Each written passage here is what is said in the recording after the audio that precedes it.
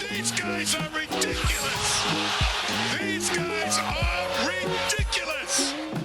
Now, how about them damn Celtics? And we are back with another episode of How About Them Celtics. Seminary here recording on Friday, June 28th, and we are here in the midst of the offseason. It's officially offseason. The draft is over. All the stuff is over. We've got Summer League. We got free agency, but it is officially over. Season over. I feel like as much as like finals is the distinct point, like the draft is like the last conclusion because it was so close to everything else. But how you doing, Sam? Doing good. Excited to get into the free agency period. I think that'll give us a lot of fun content. I don't think the Celtics are going to be able to do all that much fun stuff, but watching players bounce around in the summer is really the only reason to get up in the morning once the season ends. So there's always that to look forward to. Looking forward to Summer League and just going forward, lots to be excited with the Celtics, of course, just winning the championship. So definitely a good day. Fun show for you guys. Going to talk about Kristaps had his surgery, some Summer League stuff. The schedule's finally out. Then we'll get into some around the league rumors after we do the emails. Yes, sir. We're going to start with Kristaps Porzingis. Brad Stevens talked a little bit more about it, and there was an update released the other day when he was talking with us after the draft. Surgery went great, per Brad Stevens. Said it was a successful surgery, should be ready to roll in 5 to 6 months, which puts it, what is that, like December, right around Christmas, or the KP Christmas present. My favorite part of Brad's statement, however, was him saying, "We'll let him do his WWE entrance when he comes back," verbatim, which was just hilarious that he's in on the bit. Like, it's phenomenal that was a part of the equation. You guys are all shit reporters because nobody was like, "You guys gonna give him a theme song?" Nobody followed up. No, he didn't follow up. You're just a moron. It's not us being shit reporters. It's you being brain damaged. Of course. KP should be back by the end of the year. Successful surgery on the injury that no one in the world ever has, which is phenomenal. But good that it went well. Sucks that it had to happen, but hopefully he'll be all right by the time he comes back next year. It's also good that they did it now. Do you remember when Rob had surgery, but it was like in September? And we were all like, what the fuck? Why did they wait so long to have surgery? If they just did it in June, he would have been back by the beginning of the season. So they took care of it ASAP. The recovery time is going to be a while, of course, with it being like December where you're looking for him to come back. But they did everything they could to get it out of the way early, which is the most important thing. And it's good that it went well. And it sounds like he's expected to be back at full capacity, which is also a big sigh of relief, because an injury that rare, you don't always know if they're going to be ready for it. I mean, they've only had 32 cases since 2006. They don't have a ton of practice doing these surgeries and, repairing this. So to hear that it sounds like it's going to be a smooth process is a good thing for all of us. Yeah.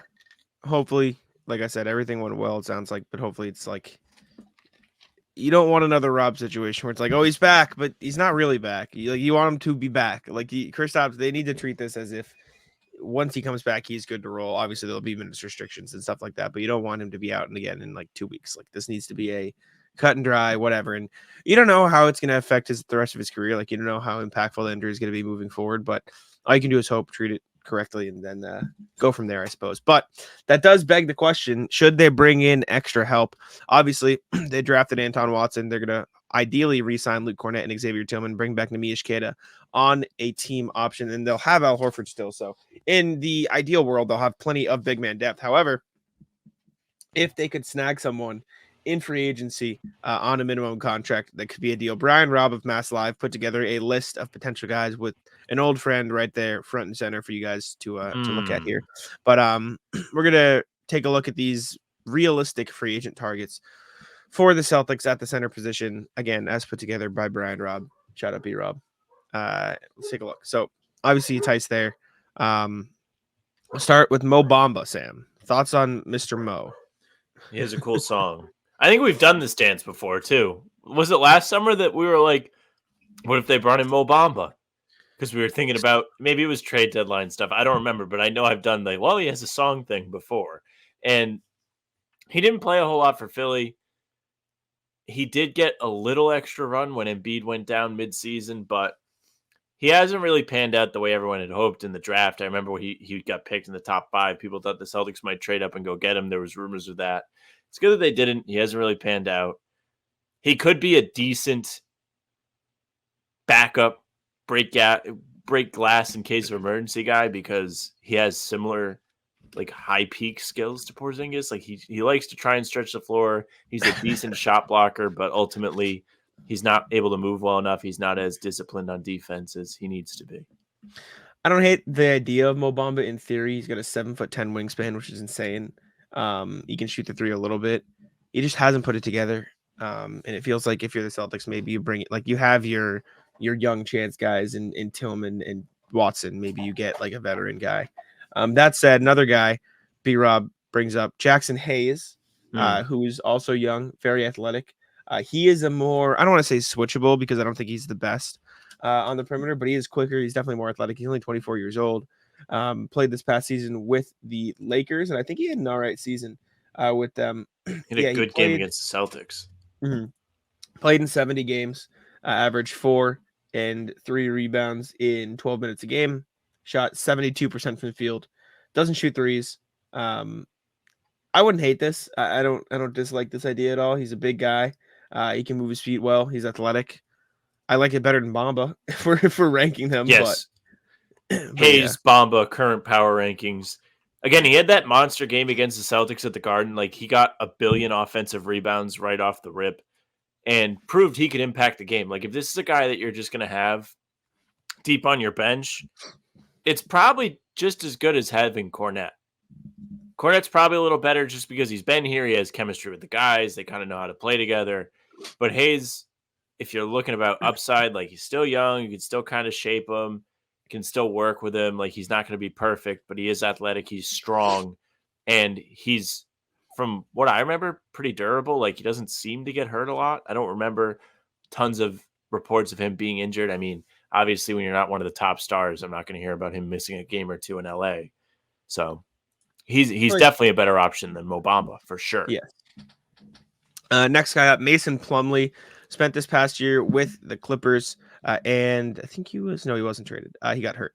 33-year-old veteran center, good passer, stand-up rebounder. Like he is. When you think of this is a backup center, you think of Mason Plumlee. Like genuinely, like that. Just 5 points, 5 rebounds in his games. He's like I said, he's a good passer at the big man position. He plays stand-up defense, but he's not great. He can catch some lobs, but he's not that athletic. Like Plumlee's just fine, and that is fine. But that's what Mason Plumlee is. Yeah, he is what he is. He does make decent passes, though. He is like good at reading the game. Never forget when he would go out and transition and try and push the ball. I remember there's just some highlights of him like throwing. They call it Point Plumlee. Point Plumlee in Charlotte. He was fine. Did he do the underhand free throw? He's had some fucked up free throw stuff though. He's that I know for a fact. Shooter. He's not a good free throw shooter at all. Still like Hayes better. Plumlee feels like a more realistic option though, for sure, than Hayes does. Let me see. Mason Plumlee free throw. What do we got? Yeah. Definitely not great to have a 5,000 view video of you airballing a free throw on the internet. That's probably not what you want. Oh no. Oh no. He missed real bad. Yeah, that's some special stuff. However, he didn't even hit the net.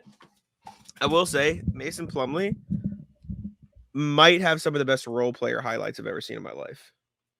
Like if you just he has some loud dunks and stuff. He's a strong guy. Not even that, but he does spin moves. Let's see.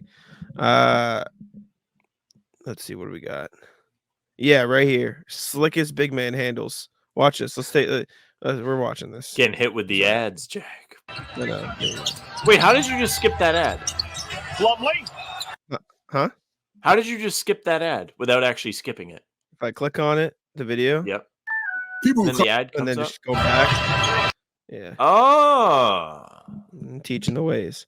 But yeah, we're gonna watch some Mason Plumlee audio with apologies. I can hear the sound. Plumlee. Yeah. You can or can't hear this? I can. Okay, cool. Listen to Eric Collins talk. Planted in the ground. He was looking for a DHO. Oh, no. It wasn't there. The Got reverse Birch. between the legs. And rise up and throw it down. Flight 24. Gets away from Saban Lee. Tell me the Celtics couldn't use Saved this kind it. of creator. Jeremy Grant to Plumlee. Plumlee with a I drive remember and dunk. that How play. about that? That one I That's remember. electric. Big time Yeah. play. Our That's so Pistons. sick. Saban Lee, give him a lot of Oh my credit God, for he allowing got for this to happen. Timothy Being that Luau he Cabarrot. saved the ball from It's going almost out. like TLC kind of mimes getting hit with the ball. Like Plumlee like Plumlee fakes got it. throwing it at him, and it's like as if he followed through. Plumlee's so fun, man. Shades of Jokic. Plumlee, coast to coast. As sweet as it gets. Special stuff. Wrong foot. Knew the clock. Maybe for the And then vibes, you get Plumlee. Drops the mic and walks off the New Blake floor Griffin? at the same time. That will do it. 52 with the free throw. I don't know if he has that Oh same. no! Oh no, Zion! For a jam. Another Mason Plumlee dunk. This is a fire video. This was a great I call. told you. Look It's at just Mason so Plumlee. funny Get seeing out a of my 7 foot Zion, like and take this rim with runner you. guy do And this. the dunk Clunky tap white is good. guy. Yeah. Nice play. Plumlee. Behind the back. Dish it Look at up. the dime. Easy for three, and that could get the Denver Nuggets energized. Timer, baby, come on. Challenge there by Jokic. Gotta finish Man, that, they're running big fella. Jokic Gotta and finish it. Plumlee. Okay, Plumlee. Look at the And pass. Jokic running the floor. I haven't seen that since. When did they put Robert Shaq on commentary? What are we doing? That must have been one of those TNT players only. Mm. Remember when they had that and like Marcus Morris hits the buzzer beater to beat OKC and nobody says anything? It's just Kevin McHale going, "Oh!" No, I didn't. I didn't remember that. All right. Plumlee, B-Rob, next guy, Mr. Daniel Tice. Yeah. That'd be Oh, nice. they actually tried to go get him last year. That I did not know. Did we know that? I don't think we necessarily knew it, but I think it doesn't surprise me. Like, he was a free agent. You bring him in, nice backup. Could have played when somebody got hurt. Probably would have played in the playoffs. Missed out on the ring, Daniel. Prize Picks is America's #1 daily fantasy sports app with over 5 million active users. Prize Picks is the easiest and most exciting way to play daily fantasy sports. Unlike other apps on Prize Picks, it's just you against the numbers. All you do is pick more or less on 2 to 6 player stat projections and watch the winnings roll in. Get in on the daily action with your friends and become part of the Prize Picks community. If you're looking for promotions, Prize Pick has got you covered every single week. From lowering select player stats projections on Tuesdays to help your lineup hit, or getting your entry fees back if you have a losing lineup on Fridays. Prize Picks is available in more than 30 states across the country, including California, Texas, and Georgia.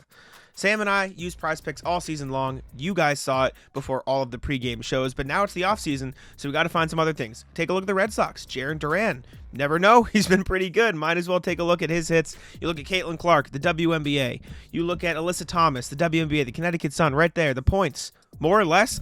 Who knows? They're pretty good this year. Download the Prize Picks app today and use code CLNS for a first deposit match up to $100.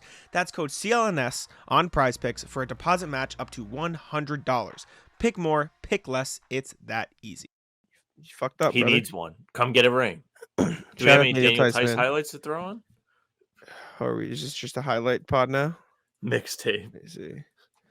Let me see. I feel bad for the audio listeners, but let me see.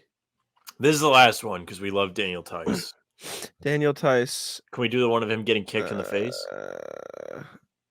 Sure. Kicked. Daniel Tice kicked. Can I just type that in? Will it come up? Yeah, with that'll come right up. it? Oh, yeah. Here we go. Poor guy. Brown, Wanamaker down in the What corner. a time the bubble was. Tice and a foul. You got Tice took a hard shot from you got Pascal Shawn Siakam. Michaels. Yeah, he literally did. Toronto still He ate it. Boston gets him scrambling. Wanamaker's able to Shout drive out the ball Wanamaker, into the man. heart of that zone. Siakam comes to help. Nice pitch. Actually kicks him in the face and then hits him on the arm with his foot. I guarantee Tice you was I've actually never called for a committed foul on like this. that when I played. Yeah, he is a legend. Man. I need him to come back for no other reason than Frey's bringing back the fat Tice picture. Love Fat Tice. All right, what else B-Rob got? Was that it or is there more? Andre Drummond, Sam.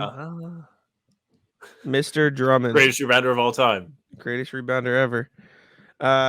A more proven commodity than Nemish Kid at this point, but I'll have plenty of suitors for the minimum. Yeah, people will probably go after him. Like they'd have to compete, and he'd probably go somewhere he can play. Are we They're sure having a fine he's season really last like year. a good fit?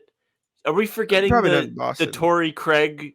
He just fucking ripped the ball from him on the fast break and essentially dunked on him. I have never been in on the Andre Drummond hype. So many people got in on that at the buyout market trade season. I didn't get it, but just a huge name. That's why, like, he was really successful early in his He's a career. good He was always rebounder. tied to the Celtics in those rumors. he's still a fucking awesome rebounder for the minutes he plays. He played 17 minutes a game last year and got 9 rebounds per game. Mm. Like he's getting a rebound in like every minute and a half. Like, that's really good. that's pretty damn good. Next guy, Alex Len. High turnover, limited offensive player. Good start. I don't know about Alex Len. I like Drew Eubanks though. I'm a fan of Drew Eubanks. He's like better defensive Mason Plumlee. Okay. If we're sticking with the compare white Is he guys the to one that white got guys. punched? Yes, he did get punched. Can take a punch. What's Yep. better, taking a punch or a kick like Tice? Kick. Okay. I'd rather take kick. Also, like B-Rob says here, played a big role off the bench, and he could go back there for a raise. I feel like the Yep. Suns aren't in a position to let anybody walk. No, they're They not. need to take who they need. Especially with the CBA. Like, you really can only get players in so many ways. And if you have them, you might as well try and keep them. Yeah, and Eubanks was fine. Like last year, he averaged 5 and 4 in 75 games in like limited minutes, 15 minutes a game. Like he's fine.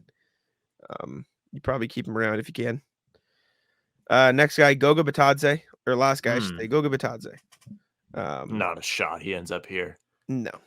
He's a good player. He's fine. 5 and 4, 5 and 5, 60% from the field. Big body, plays defense well. I wouldn't hate it. I just don't think it's realistic. I don't think Thought he was older than 24. I got to be honest with you. No, he's only 24. He looks old. He's about to turn 25, but yeah. He and Tillman have like old guy face. He was drafted in 2019. He was drafted 1, 2, 3, 4 picks before Grant Williams, or after Grant Williams. Sorry. Favorite on the list, Sam? Tice? Obviously, Tice. Non-Tice. I really think Plumlee would be all right. Just for what they need him. You know what I mean? We did just watch the highlight tape, so I see it. Well, like he like is strong, like can get up and dunk quick. Like he has a very low usage skill set that can work. The problem with him clearly is anytime he needs to be a high usage guy. I think that would be almost too close to Cornette.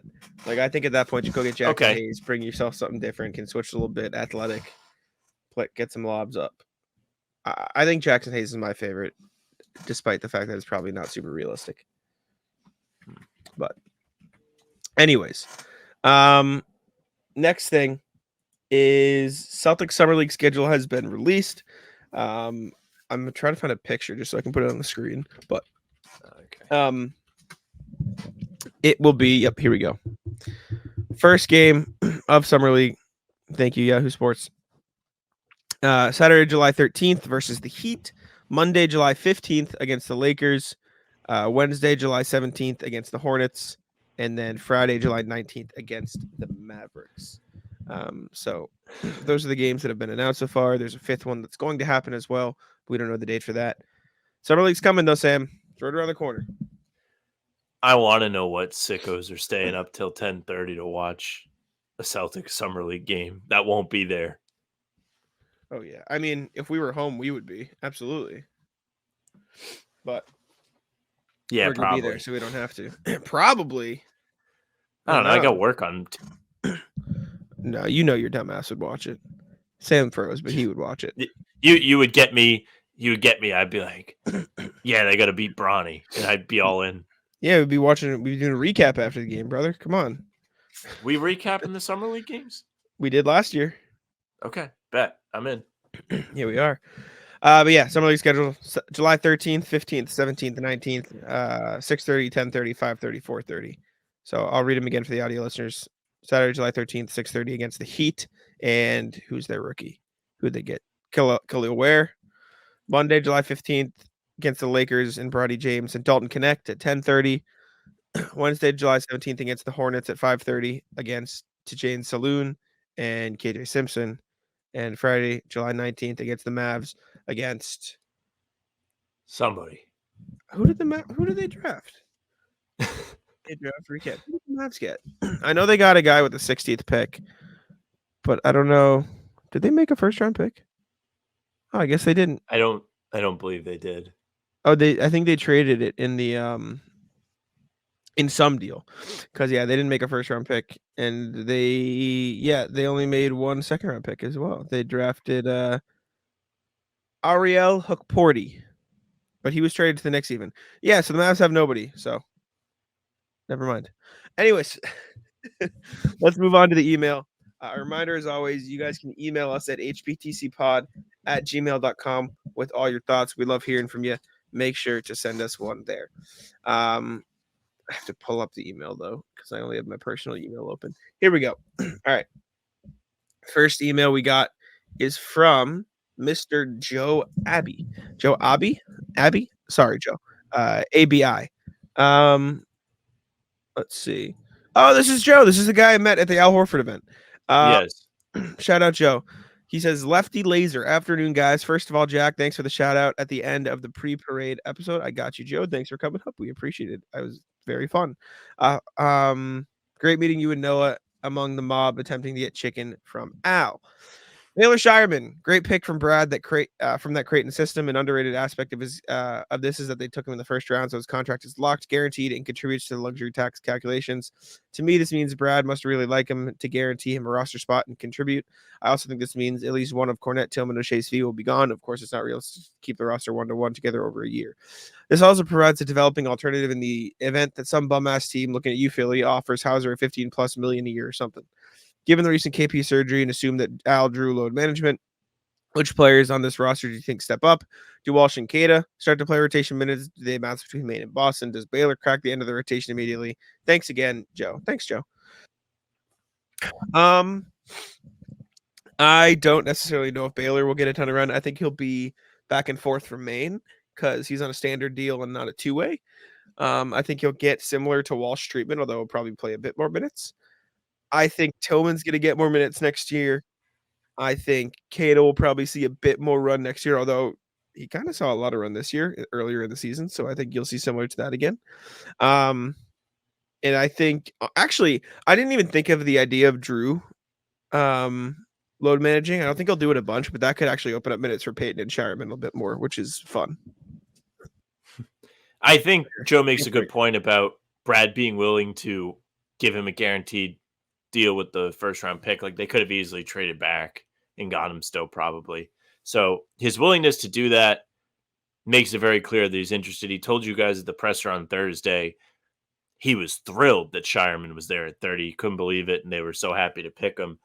And, for us, I feel like that says a lot from the outside where you're just like, okay, they were clearly targeting this guy. This was someone they hoped to get. And we're going to get a really good look at him in the summer league. As far as the load management stuff goes, I think it's a really good opportunity for Walsh. He's somebody who I feel like we all have a not high expectation for, but we have high hopes for going into next season, having, all of last year plus the summer to get a little bit bigger, to get a little bit more skilled, and maybe to be able to contribute at the big level is huge. I wrote a whole article about Brad Stevens making this roster sustainable, locking down all the top guys with these extensions, and then drafting well to fill out the remainder of the roster is kind of how you're going to have to do it going down the line with this new CBA. And Walsh is a big part of Boston being really deep for years to come. If he's able to come along, it's going to make it so they have so much more off the bench. So I want to see if he's taken any steps this year. And I think the load management stuff should give him a good opportunity to do so, especially because he's supposed to be a defender. So he can kind of take on a little bit of the responsibilities of both of those guys. And Kada, I'm excited to see him too. I thought he was fun to watch last year. Kate is cool. I'm excited to see new guys get chances in the rotation, especially as the Celtics look to give some guys rest and with KP out for December. So we'll see what happens. Next one, Ryan Hall, Tristan Enaruna. The Celtics signed Tristan Enaruna to add to an Exhibit 10 contract, so we'll play in Summer League. We did a video on this yesterday as you guys are listening to this. So if you'd like to see our thoughts on him fully, you can go check that out. You guys probably know this, but just a heads up, thoughts. Much love, Ryan. We talked about it in the other video, but really a great shooter. He's got okay form, good driver. Didn't see too much of his defense, but he's clearly an athletic guy. I don't hate it. It just seems like the type of guy who might be a fine G League prospect, but not really ever going to put it together at the NBA scale. Yeah, and it doesn't help that he's on the older side. Like he's going to be 23, like these other 24. two draft picks were. Oh, yeah, 24. Almost. Okay. He's up there. 5th-year senior is the point, but yeah. So if you're like banking on development, you have less of that to feel good about, but he's aggressive. He's clearly very strong. He can finish pretty well. He does a great job with his left hand despite being right-handed. So there are some positives to look at. When we did the clips and we reviewed it all, there wasn't a ton of defensive highlights. So one thing to keep your eyes on in the Summer League is how well he actually stays in front of people. And as we do this email check, we just received another email. We did. Also, he's just turned 23, so I was wrong. Shout out RJ, getting it in 0 minutes ago. Welcome to Virtual August, reading between the lines. Morning, folks. Now that the draft is finished, let's look at the logic puzzle that is the rest of the Celtics offseason. KP is out until the new year. Neither Luke or X are under contract, and the Celtics draft a pair of wings. Well, Anton is a forward/big, but still. Conclusion, Brad isn't worried about his big man depth. Well, I'm not claiming insider knowledge, but if conversations with either Cornette or Tillman had stalled out or taken a turn for actively antagonistic, Celtics would have looked for an upperclassman big who can help inside. Anton Watson kind of is that, but he's on the smaller side. Yes, okay, here we go. Yes, Anton Watson is experienced as an undersized 5, but his selection seems more like a developmental move than drafting for immediate assistance. I don't know about that. He's 24. He's not, or 23. Like, he's not a guy like super young. Additionally, going after Watson rather than a taller player gives me some hope that the Celtics brass sees Nimi as continuing to make strides in his own improvement. Again, this is my speculation only. What is your thoughts? Be well, RJ. Hey, gang, let me tell you a little something about Game Time. Now that the NBA season has come to a close, you got to get yourself out to an MLB game this summer. You want to go to Fenway, you want to go to your local ballpark. Game Time is going to get you there. They are an authorized ticket marketplace of Major League Baseball, which makes tickets easy to get. Prices on Game Time app actually go down the closer it gets to first pitch. Who doesn't love using it? I sure do. I used my Game Time app to get my dad tickets for Father's Day, and I got a fantastic deal. It's so easy to use. Again, you can get those last-minute deals. They have flash deals and zone deals. It's easy. You can take a look at your seats on the app to see what the view is going to be like before you get there. You don't want to get stuck behind a pole. I'll tell you, that happened to me once. It was not fun. Again, last-minute deals are fantastic on Game Time. You can save up to 60% off buying those last-minute tickets for sports, concerts, comedy, theater, and more. Download the Game Time app, create an account, use code CLNS for $20 off your first purchase. Terms apply. Again, create an account and redeem code CLNS for $20 off. Download Game Time today. Last-minute tickets, lowest price, guaranteed. I think they're confident in Nemi. I think they're confident in Tillman and Cornette and stuff like that. I think Anton Watson could play the big man position. I mean, you have to remember he's 6'8", now Horford's only 6'9", so it's not like that's an unfathomably small height for a big man to play. But I also think they're fine with Cornette, Tillman, and Nemi holding down the fort while KP's out. Yeah, I think where that could get a little spotty is the back-to-backs where Al inevitably rests. But the good thing is you'll get more of a look at the other big guys. Like, shout out to Cornette. Anytime he got extended minutes last season, felt like he took advantage of it. He had that monster game against the Pistons, I think. Or no, not the Pistons, rather, the Raptors, because it was the next night. And he started, he had essentially the game-sealing dunk. Like, he played really well. Tillman had the game winner when he was out there in clutch time. Only game winner of the season for the Celtics. Don't worry about it. And then Nemi. If he could just be a little bit more disciplined on defense and not foul as much, he really could be an impact guy off the bench. Like, we've seen him put up double-doubles. He's really fun to watch. He does loud dunks. He's aggressive on the offensive glass. Just honing in the discipline, very similar to a young Rob, where Rob was really jumpy and was eager to block shots and stuff. And he really hit his stride once he got that under control. It feels like Nemi has a little bit of that in him too, but he's on the older side too. Yeah, I'm pumped to see what Nemi can bring to the table. It'll be a fun season at the big man position. I'll say that. Anyways, thank y'all for the emails. We appreciate it very much. Make sure to email us again, hbtcpod@gmail.com. Let's go to the NBA section, and we'll start, Sam. Your Pistons made a trade. Tim Hardaway Jr. And 3 second-round picks, I believe it was, to Detroit. Mavs get the flexibility, etc. From Mark Stein of the Stein line. The Mavericks, with some newfound financial flexibility after securing the Tim Hardaway to Detroit trade that I wrote about on Tuesday, are another team intent on exploring the feasibility of signing Klay Thompson once he makes it to free agency. Denver and Philly also interested in Klay. Denver doesn't make any fucking sense. Well, with KCP, but it does. They well, want to replace him. They still wouldn't have the money, I don't think. Maybe Klay wants to win. Well, I guess no. How much is playing with Jokic worth to you? Not $20 million. Not $20 million. No. Yeah, fine for the Pistons. I guess you get 3 seconds out of it, so I guess that's the real highlight. But it's just kind of Charlotte weird. did something similar, right? Like they took in Reggie Jackson, got a bunch of seconds from Denver. That's a much smaller contract, though. Well, it's only 1 season for Hardaway. It doesn't really matter. Still, they're not going to be able to sign anybody now, or they will, but like care. less options. Well, and on a mid-tier, if you're the Pistons, right? Best case scenario, your team is mid-tier this year. You want to take a climb up the ladder just a little bit where you're not bottom feeding again. You hope some of your young guys take a step forward and you play some coherent basketball, whoever the new coach is, which will not be James Borrego because he's pulled out of the decision-making process for the Pistons. Yep. But whoever it is, hopefully they can get the boys buzzing and they compete for, let's just say, like a play-in-ish spot. Whether or not it actually happens, if you're the Pistons, that should be your goal. With that being said, Tim Hardaway Jr. should be somebody you're excited to add for whatever it is for the 1 season because he can give you an offensive punch that you probably didn't have last year. I saw a stat used today that was like Tim Hardaway Jr. made like 225, 255 threes. The next highest guy on the Pistons roster was Ivy with like 120. So he had over 100 more than Ivy. He's somebody that can provide a little bit of extra spacing. And if he gets hot, we saw it in game 4 of the finals. Yeah. Garbage time, not garbage time, it doesn't really matter. It's fun to watch, and he gets going on offense. So could be an interesting fit, but good for them getting the second-round picks. I mean, we've seen Brad Stevens get in on those second-round picks for years now, and it's going to pay dividends. And teams all around the league are now using them as trade chips because of the weird CBA restricting them, and actually having those draft picks makes it easier to build out the remainder of your roster.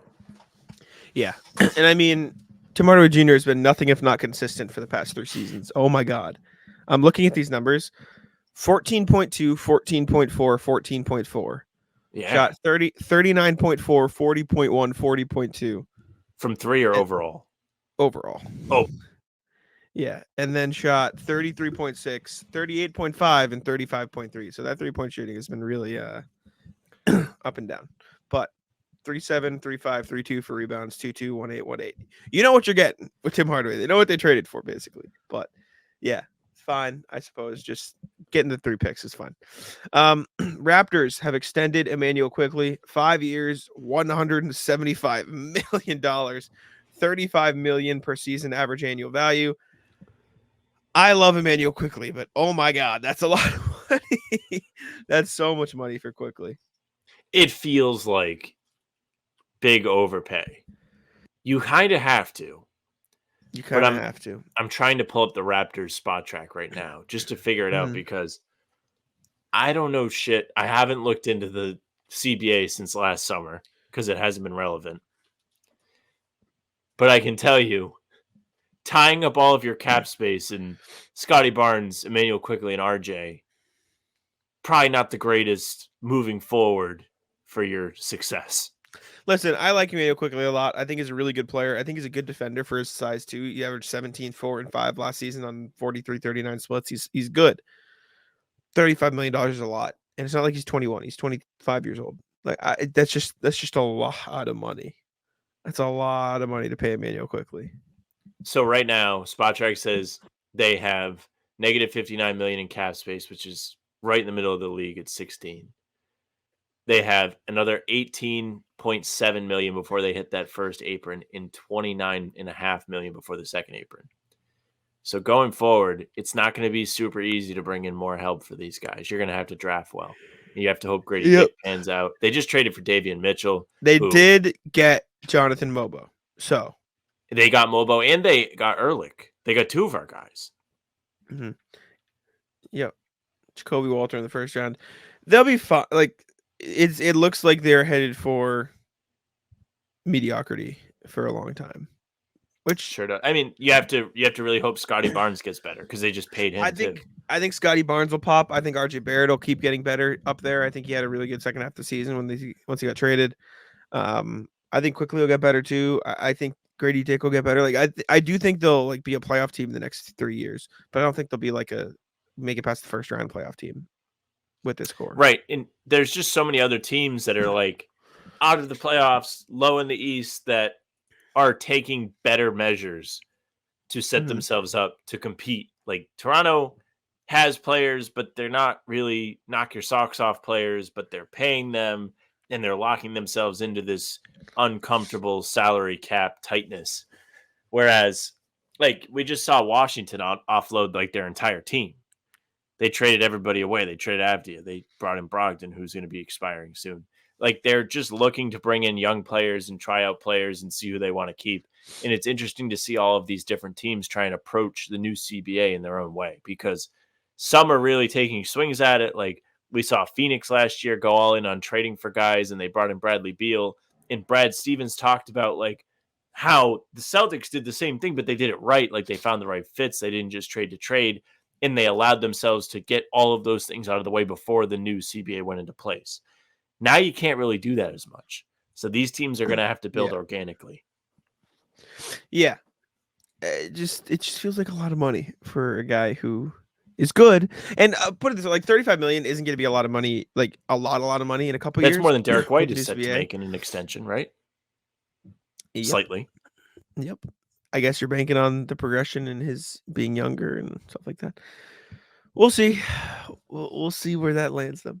The Portland Trailblazers are reportedly exploring the market for Robert Williams trades. This stinks. Celtics aren't going to trade for him. Stop rubbing your hands together. Portland expected to field offers for Robert Williams despite his injury history, and Ayton despite his Ayton history. Grant is thought to be available, but the price is high. Portland is not actively trying to move his contract. That's from Matt Moore of Action Network. It makes sense that you're trying to trade Rob and or Ayton, or just exploring it because you just drafted Donovan Clingan. I could see a team out there maybe wanted to take a chance on Rob. The Celtics don't have any means to do it, or else maybe they could be that team. Ayton, I think, is an underrated piece at this point. Like I do think Ayton's a good player. I think he's a quality player. I think he's a good defender. He's a big body. He can switch good for his size. There was a DeAndre Ayton trade that I mocked up for something recently. I forget where I sent him, but I do think there are teams that could use DeAndre Ayton. I'm trying to remember where it is that I like said, oh, I think this team could, as you look, use it. Yeah. Do you remember when DeAndre Ayton couldn't go to the game because he was snowed into his house? That was insane. It was too icy. That was crazy. Where did I right after the season ended, Worldwide Wob put together this like compilation of the great moments throughout, and I forgot about so much stuff that happened. And it was like just, and I was watching it like at my girlfriend's house, and I was like, you don't understand. Like some of this stuff is just so funny. Like with no context, it just looks like nothing. But like, yeah, you don't understand. This was hilarious when it happened. I mocked him to Memphis, but that was before they drafted Edie. I think it makes sense, regardless. But seeing Edie at Summer League is going to be fun. I'm excited to see Edie. Edie will be a good time. I'm trying to think of who else would want to trade for DeAndre Ayton. Like I do think there should be teams out there that might or should take an interest in him. Like if you're the Brooklyn Nets, do you just take a chance and say, hey, we'll revive his value? Like if the Blazers just want to get off his contract, you say, hey, here's Ben Simmons for DeAndre Ayton. You get off a year earlier. Well, you know what I'm saying? Like it depends on where the value for DeAndre Ayton is at. Like Ben Simmons for DeAndre Ayton would let the Blazers get off his contract a year earlier. The Nets would take a chance on a guy because they're clearly going nowhere. Maybe. I don't know. If you're the Blazers, do you say, hey, Ayton for Julius Randle? Who says no? Who says no? If you're the Knicks, you kind of need that insurance. No. If you're the Knicks, you say no. That's stupid. But Julius Randle's too good. He's a much better player than DeAndre Ayton. I'm just being an asshole. Yeah. Does OKC need an Ayton? Could they benefit from that? Do they have the money to make it work? I don't know if they have the money, but it feels like they could benefit from a They little have bit bigger of a body than Chet. They have a bit of flexibility because they have money for free agency. So I think that they could technically trade for him and just absorb him into their cap space. So Do you do maybe that if you're but them? no, I'd rather sign a bunch of smaller guys, like just split the money up into like 15 million, 15 million, 5 million, something like that. I don't know. It's interesting. Maybe it's another Utah project. Utah's just getting Send him to Utah. Yeah. I don't know. It'll be interesting to see how it plays out. But I think Aiden's a good player. It's just finding a space for him that makes sense. Washington, maybe. I guess Washington, you can just like pit anybody there and be like, figure it out. Yeah. They're I not don't trying hate to win that. anything anytime soon. Yeah, I don't know. That is weird. But yeah, Rob also could be on the move. He's on a fine contract. But I will say, as much as it does suck, because I love both of them, this does feel like another, wow, Brad traded both these guys before their injury histories really ramped up. Like, it really. Calculated move by Brad. Seriously, think about it. Like, Marcus missed almost all last year. Rob can't get back on the court. Like, he played the value game real well, and he got a championship because of it. Good for Brad, man. I mean, those were two building trades, like literal pillars in the Celtics championship run. Like getting Holiday was probably what put them over the top. Like had they not gotten Holiday, who knows if they win the championship this year? They don't. I don't think they do. I think they players. need. I think they need Holiday. Holiday was huge. Next thing, Brandon Ingram to the Kings? Question mark. Kings are supposedly interested in Brandon Ingram. This is from Jake Fisher. One team monitoring Ingram would be Sacramento. The Kings have been weighing paths to acquire various wings. Sources said from Kuzma to Levine to Ingram could be another option for Sacramento to explore. Also, teams interested in Brandon Ingram: Atlanta Hawks, Philadelphia 76ers, Cleveland Cavaliers. All of those. I feel like Ingram has kind of gotten a bad rap now. Especially from you, which is okay. We're allowed to have guys that we don't believe in. He's fine, but he's DeMar DeRozan, which is fine. But you're probably not going to win if he's your top option or top two option. If he's your third option, I think you're in a fine place. If Brandon Ingram is the third option on your team, I think you're a quality playoff team. Fine. But he's just DeMar DeRozan. That's all he is. What the hell would Atlanta do with him? What are they doing with him? Seriously. Pairing him with Trae Young. It would probably just be a DeJounte Murray for Brandon Ingram trade. These trades are probably Philly is just cap space and picks or whatever, like blah, blah, blah. Cleveland is probably like Darius Garland for Ingram would be the idea, which I don't love, but I guess it would be a way to spread the positions out because you got two really small guards and you would have like a bigger wing at that point, which whatever. And I would love that for New Orleans. And then Sacramento would be like Barnes and Herter and a pick for Ingram, which is like fine, I guess. I don't hate that for either team actually. And then, yeah, Atlanta would be DeJounte. Like the Kings, I don't hate Brandon Ingram for the Kings. I don't hate Zach LaVine for the Kings. But when they're the number one player, like that's probably not very good. Like Brandon Ingram is just like he would give him an extra scoring punch. He'd be another big-ish body in terms of height on the wing. He's obviously like a toothpick. But like if you're rolling out De'Aaron Fox, Devin Carter, Brandon Ingram, Keegan Murray, and Domantas Sabonis, I'm feeling pretty good about my chances to make the playoffs in the Western Conference. If you're rolling out De'Aaron Fox, Zach LaVine, insert small forward here, Keegan Murray, Domantas Sabonis, I feel pretty good about my chances to maybe even make the second round. You know what I'm saying? Like you feel good about your playoffs chances. If you're rolling out Brandon Ingram as your top two scoring option, meh. Like, just, eh. You're the Pelicans.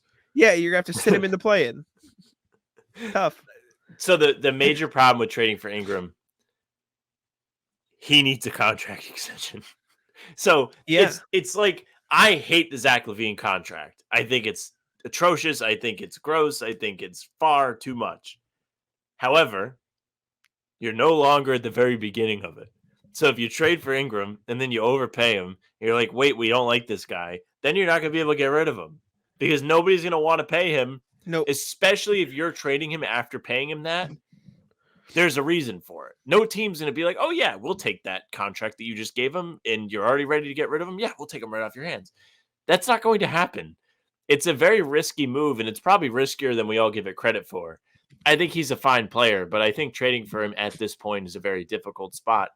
even though it would feel like you're going to be buying low, you're not, because you're tying yourself into that long term, or you just let him walk, but then you wasted whatever you gave up for him.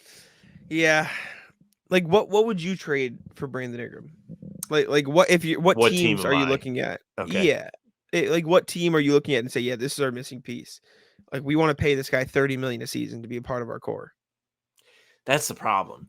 Because exactly. if I was looking to trade for Brandon Ingram, I think I would be like a Houston or like a Detroit, like a team that feels like they are on the way to getting back up into the playoffs or something, right? So ideally, this isn't real life. Ideally, you would do this with 2 years left on his contract. You can play out the first year, play out the second year, and go from there and see where your young guys are at, while you have given them for 2 years now a serviceable player to play alongside. Like the same alleyway where I feel like the Tim Hardaway thing isn't entirely just a salary absorption from the Pistons. Like they may actually benefit from having him because he can give them a little bit more and help the core of young guys kind of have someone to lean on scoring wise. I feel like Brandon Ingram could have done that, but now it's too late because you would have to pay a lot for this guy. He's been an all-star in the past. I hope so. I hope he has. I think he has one time. And then you would have to re-up on him. And I don't think I want to re-up on him if I'm a team like that. So it gets really difficult. It's probably like a desperate team, like somebody like Phoenix, but it doesn't make sense because they have KD. Like the Clippers, they're desperate because they have this new arena that they want to put people in the seats for. Let's go east. Brooklyn doesn't make any sense. They're trying to be awful. It wouldn't make sense to trade for him now. Toronto's paid all their guys. I guess if you could get him in there in some capacity, like if maybe it would work. If you're Indiana, do you say, okay, let's take 1 year, see if it works, figure it out next year? You know what? Yeah, that wouldn't be bad. And also Philly wouldn't be that bad, depending on what they have to give up. Like you mentioned, he would be the third option. Yeah. Like if you're it gets so hard with the Pacers. Yeah, they don't really have the money. Or yeah, it's awkward. Because you'd probably have to trade McConnell, and as stupid as it sounds, I don't want to trade McConnell for Brandon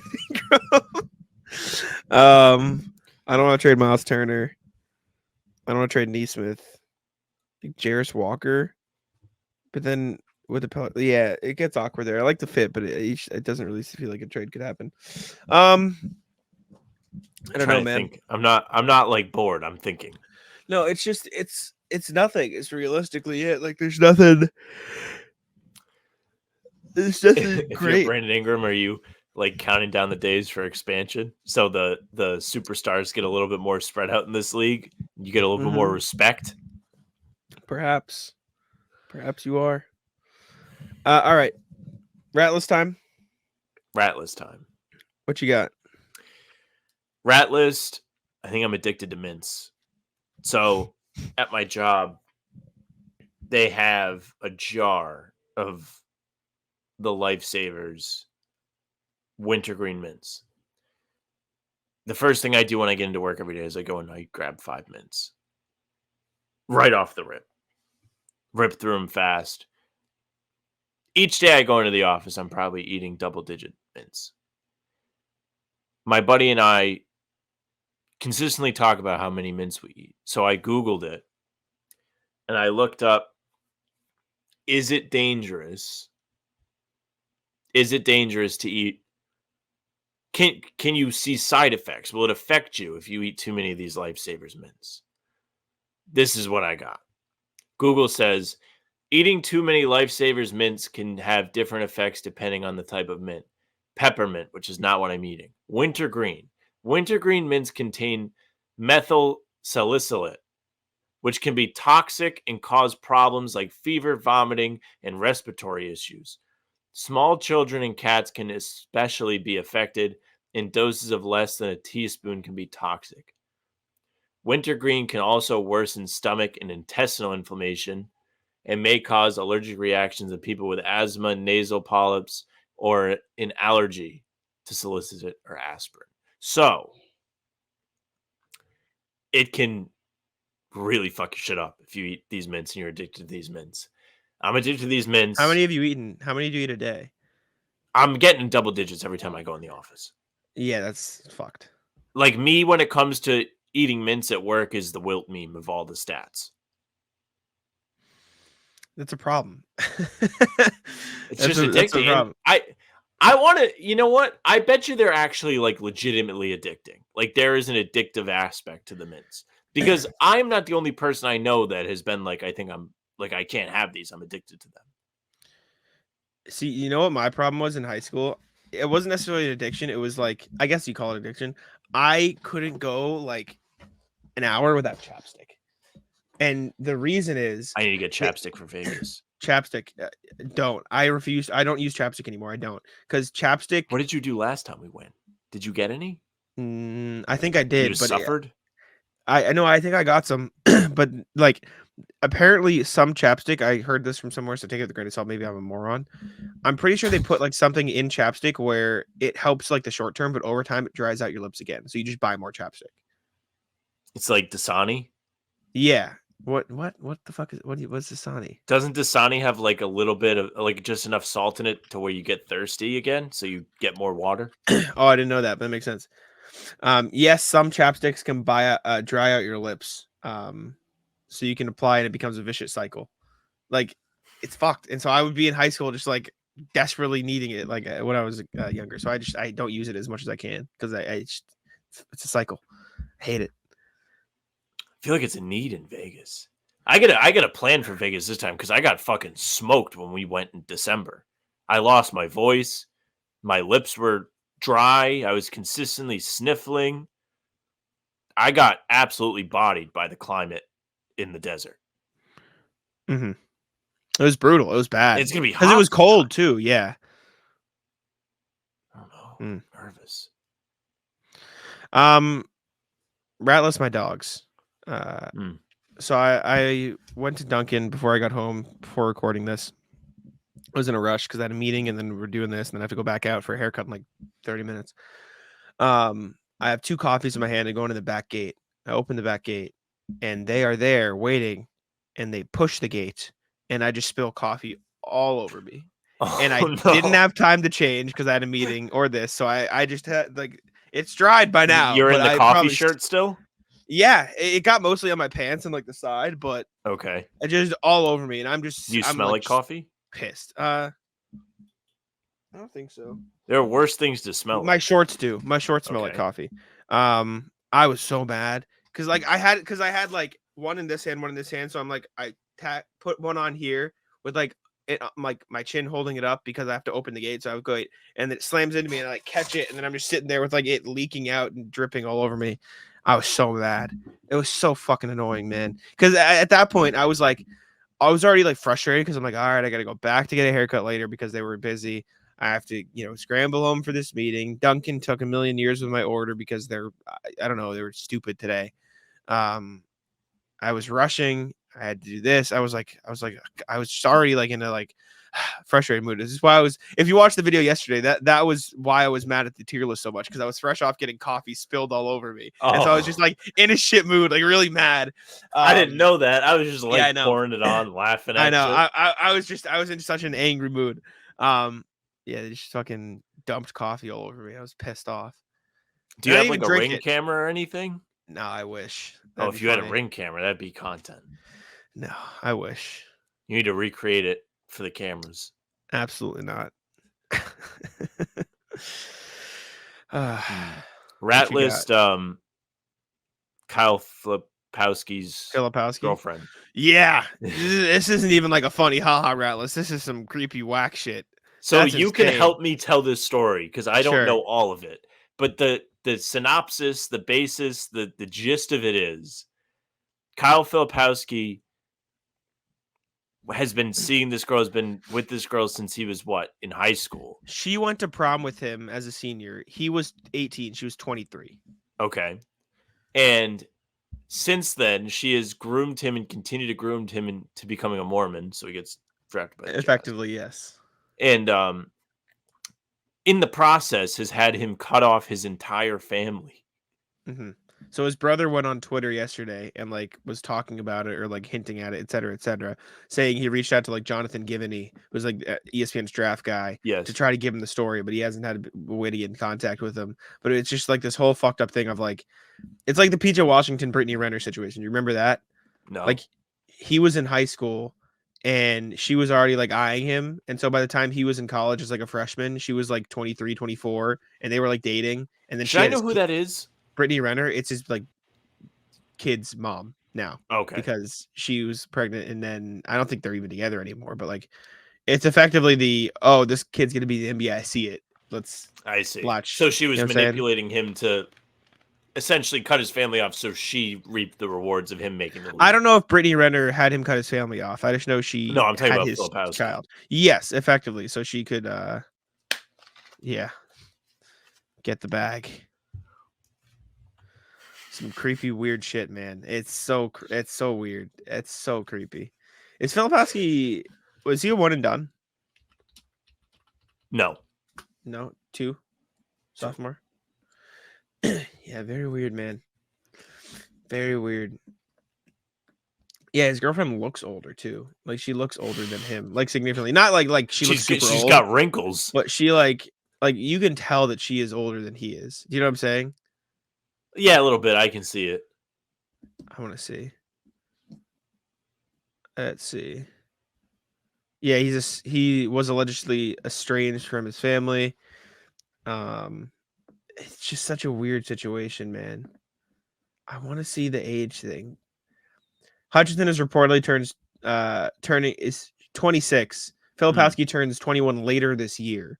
So for context, if he was 18 in high school at this point, she would have been what? 23. 24. 23, 24. Because he's still 20. He turns 21 later this year. I see.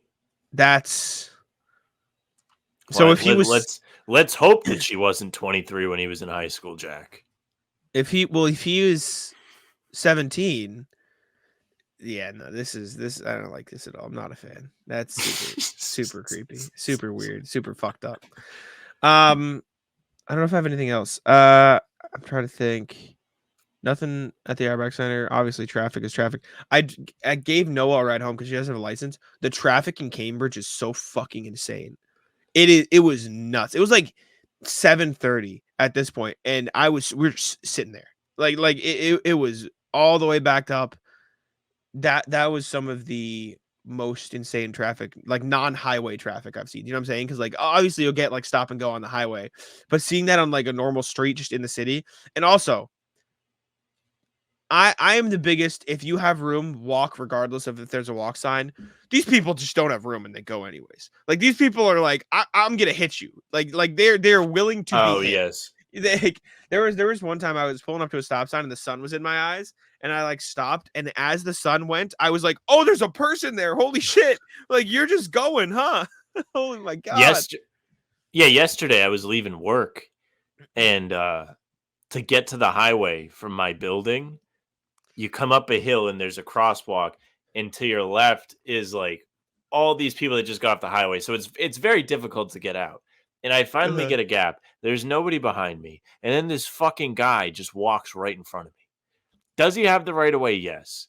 But if you're a pedestrian, I truly don't understand why pedestrians have so much like leeway. Like I get it, but I don't get it. Like he could have just walked behind your car and had like no time taken out of his day. Like just because you have like the right of way because nobody wants to see you get launched by a car doesn't mean you shouldn't have to like respect drivers and walk around the back and like. Let's not say nobody. Some people might want to see it. I might get a kick out of it if I see a video. I'm not going to lie to you, but I don't want to be the one behind the wheel when no. I'll tell you that. Of course. But yeah, dude just like stared me down. It's like, all right, dude, like go ahead. Then did you have to wait again because there was? I had to wait. Anymore? Yeah, I got stuck there. It's brutal. That's tragic. That's so fucked. When you bring Noah home, do you have like a strong enough like friendship where you're comfortable playing your own music, or like do you feel weird about it? Because I get that. Is that not a normal thing? Like when you have people in your car, like you're like, I don't want to like play music that they don't like. I get that a little bit, but I think Noah and I have similar music tastes. So like she listens to Noah gotcha. Khan, she listened to like I was listening to Sabrina Carpenter, and she likes that. So we just have similar music tastes, which is fine. I So don't no, know not who really. Sabrina Carpenter is. What? You don't know who Sabrina Carpenter is? I don't know who Sabrina Carpenter. You wouldn't like it, so it's fine. But you wouldn't fuck with it. Yeah, no, I just throw on whatever. Ratless Laker fans. So Sure. Bronny got drafted yesterday, which we didn't talk about on this show because like Good for him. everybody knew it was gonna happen. Like it is like objectively a really cool thing that a father and a son. Like I know you don't like the father, like whatever, but like the fact that a father is playing with his son in the NBA is like objectively insane. If it was any other person, I'd probably be happy for them. Whatever. But I saw a tweet that was like, damn, LeBron's teammate really came out of his nuts. There are a lot of LeBron teammate mother relations tweets, which actually can go on the rat list. Like the first one was funny, but then I saw people like trying to do the same thing. It's like, okay, like everybody saw the first tweet. It came from a Barstool guy. Like you're not fucking doing anything like that. And so Ratless Lakers fans, because they were like celebrating that the Bronny draft announcement tweet got more likes than the Celtics championship tweet. Wait, say that over time? They were like, the tweet from the Lakers account that announced Bronny's drafting got more Twitter likes than the Celtics "we won the championship" tweet. Damn, rent free, huh? just rent free. Celtics living rent free in their head. You know the Lakers Wikipedia page still says they have 18 championships. Does it? It says 18. Yep. Oh, the Wikipedia page. I thought you said the social media page. No, the Wikipedia page still says 18. It's embarrassing. Look at this. 18 championships because they added the NBL. Woo. Fucking. Well, in fairness to the Lakers, they're not in charge of that page. Whatever. But it is ridiculous. So dumb. Give him back to Minnesota, man. Losers. I think there was something else, but I can't remember. So, this is just a funny chart. I just saw it on Twitter. Added and subtracted value from this past NBA season, in terms of like contract, etc. Ooh, okay, I like this. Look at the bottom, Sam. Look at our boy, Ben Simmons, Zach LaVine, right there. Big Sam was right moment.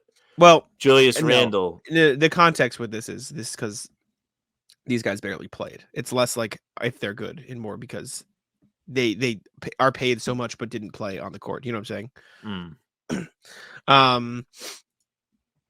Tatum up here. Derek White for his contract is the highest Celtics in terms of value on the list. Steph was even, which is crazy considering the Warriors were mid. Trying to see who else. Damn, to be on a $8 million contract and be that far below for George Niang is crazy. That's insane. Sorry, George Niang. Sorry, brother. Yeah, I don't think there's anybody else of note on here. Fred VanVleet being a positive with his contract is nuts. That's on a team that wasn't very good. Yeah, that is really crazy. Anyways, I don't got any other Atlas. You got anything else? No, I don't. All right. No, I did, but I don't. In that case, appreciate y'all for tuning in. Leave a like, subscribe, and I'll let Sam take it out. Hey, thank you very much for listening and watching. Make sure you subscribe to the channel, hit the bell so you don't miss any of our daily uploads. We're going to be doing Summer League little previews for you guys with the different guys on the roster. So keep your eyes peeled for those. We have the full pods Tuesday, Thursday, and Sunday. And then when the season's on, we'll have game recaps morning after each game. You can also leave a like, comment, and again, subscribe because we would appreciate it. We'll be here for you. You can find us on Spotify and Apple. Those pods and game recaps will be there for you when they come out. Leave a 5-star review. We'd appreciate it. Email hbtcpod@gmail.com. You can send us your thoughts on the Summer League, guys. You can send us your thoughts on any moves the Celtics make or don't make. Send us your Atlas. We would appreciate it. You can find us on socials at How About Them C's. Twitter, Instagram, TikTok, Facebook's the name of the pod. Streams are there. They're on YouTube and they're on Twitter. Jack's Twitter's at Jack's1NBA. Mine is at Sam LaFrance NBA. That's it for us. Bye. Taco, come on. Taco's having some fun here. That is bogus. These guys are ridiculous.